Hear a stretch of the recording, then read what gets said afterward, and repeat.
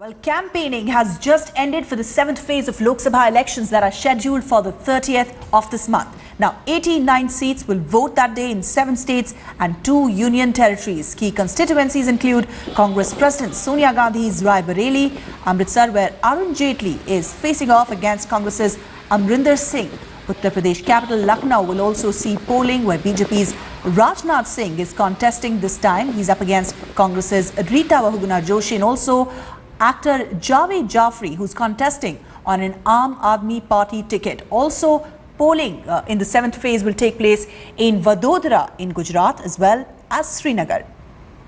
Let's quickly go across to our correspondents to get a sense of how does it look here on. Joining us right now from Srinagar is my colleague Shuja ul Haq. Also joining us from Lucknow this evening is Amir Haq. Let me come to you, Shuja, first. It's a lone constituency that will be polling in the 7th phase in Jammu and Kashmir. But enough already in news, considering Dr. Farooq Abdullah is contesting from Srinagar, and he has been in news lately because of all the controversial statements.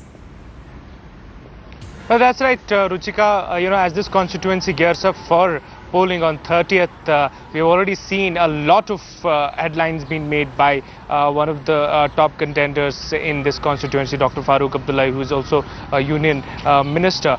We just came back from the press conference of Omar Abdullah, the chief minister, and the president of National Conference. He clearly came out lashing and at Narendra Modi, saying Narendra Modi did not have the right to give them lessons of secularism. Remember, this all started yesterday when Farooq Abdullah had made that controversial statement, after which Narendra Modi issued a statement this morning. We're seeing an increased number of war of words that is taking place just ahead of the polling that is scheduled of day after tomorrow. Today the campaigning is over. Most of the political leaders have conducted their tours. Farooq Abdullah is one of the prominent faces who is contending this for this constituency in Srinagar, and we know what kind of news he has been making of late. Well, that war of words has certainly sharpened between Narendra Modi and Dr. Farooq Abdullah. His constituency, Srinagar, will be polling on the 30th of this month, the 7th phase of the general election. Stay on with me. We'll talk a little more about the aggressive pitch that National Conference's campaign has taken in Jammu and Kashmir. For the moment, let me also go across to Amir Haq, who's joining us from Lucknow. And Lucknow is going to see a very interesting contest this time around. The incumbent Mr. Lalji Tandon has had to vacate his seat for BJP President Rajnath Singh, and he's up against Congress's Rita Bahuguna Joshi. Well, definitely, Ruchika. It's been the most electrifying campaign for before the fourth phase of polling here in Uttar Pradesh. In fact, I must tell you that this is the most VVIP phase of all, because from BJP President Rajnath Singh, who's contesting from Lucknow, we have Congress President Sonia Gandhi. Apart from that, up to seek votes will be some of the most prominent names in Indian politics.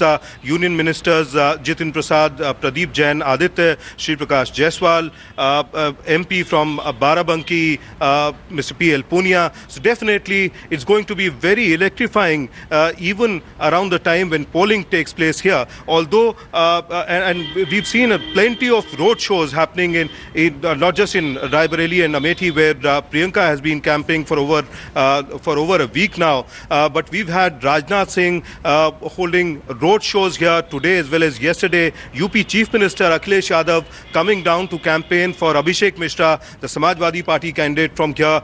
Also, Rahul Gandhi is here in Kanpur today campaigning for Shri Prakash Jaiswal. But most interesting is the absence of Narendra Modi from Lucknow. He hasn't come down to Lucknow to campaign for Rajnath Singh, perhaps to avoid any polarization of votes here, because remember, in Lucknow, especially in old Lucknow, there are Muslims here in huge numbers who voted for the BJP here.